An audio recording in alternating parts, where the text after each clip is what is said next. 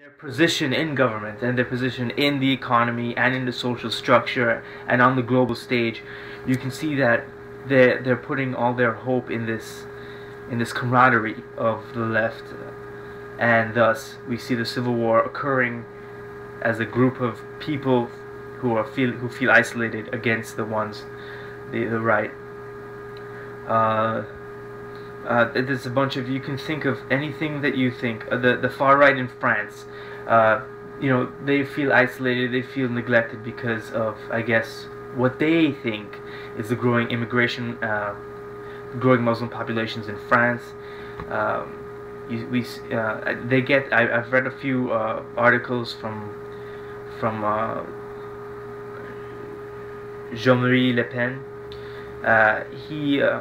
He plays on this. He plays on the fact that the more Muslims come into the country and that they're to blame for the unemployment problems. They're being constantly told that they're wrong for being racist, which they are racist, but they're constantly being told they are wrong instead of finding the root causes of this racism. And I believe, and it's subject to debate of course, that it is because of the growing isolation and alienation in the wider political discourse and activity in France. So, I mean, I'm trying to tease out a theory that once a person or a group feels isolated from the wider political discourse or arena, they will seek to take up arms or a very aggressive, violent agenda in order to secure their goals, which it would be inclusion. But that resentment will build up not only to destroy the exclusion, but to employ domination.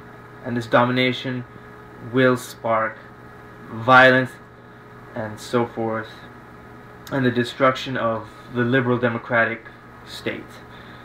So this is a very important topic, I think, and I really hope that I can devote most of my time to its study as I go on to advance my education.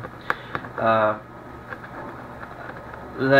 know this is silly, but I have a poster in my room. Let me just show you quickly. Many people who've been in my room will have seen this poster. It's about this dude. He's a Bolshevik. He's a worker, and as you can see, he's not too happy. And there's a question: is your washroom breeding Bolsheviks?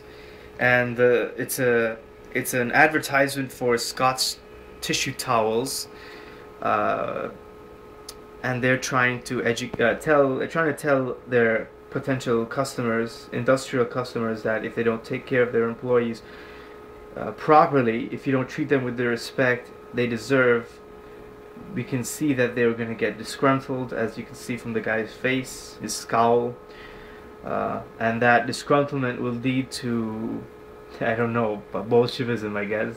So I mean, it's just something to think about. It's just I'd like to encourage everyone, if instead of labeling a certain people, like the Tea Partiers, Tea Party goers, I guess, if you label them as simply racist, then you're isolating them. You're further drawing them into this alienation that they are feeling. I believe it's important. I mean, people will always tell me this is wrong, but it's important to talk to these people, whoever it is, whether it be a communist, an anarchist, a fascist, a racist. You don't patronize them. You don't tell them that what they think is wrong, but you want to ask them what they're feeling, why they're feeling this way, and what we can do to include them. And we have to be the dominant ones. We cannot take this lying down. We cannot compromise what we believe is the right thing to do, which is inclusion, freedom of speech, and so forth. I believe that's the right way to go. We have to include these people into the wider political discourse, or else we're gonna have problems. And I mean, this is very long. I know this is very long, but I'd like to conclude right now and say that you know, we in the West, we're very fortunate to be living. We're very fortunate to be, you know, so fed. Let's say we have a surplus of food and everything. We don't know how it feels to be. We don't know how it feels to starve, and I think that in the bottom, when everything all is said and done, people just want to eat. They want to live. They want to work. They want to feel like they've done something with their lives. They want to raise a family, uh, and that's it. I mean, it's nothing great. It's not. There's no grandeur about it. This is how we are. We are human beings, and that's how it ends. We want to create a better world for our children, and I think that's the most important thing. And that's what I wanted to say. So, thank you very much, and I hope to do this again soon. Thank you.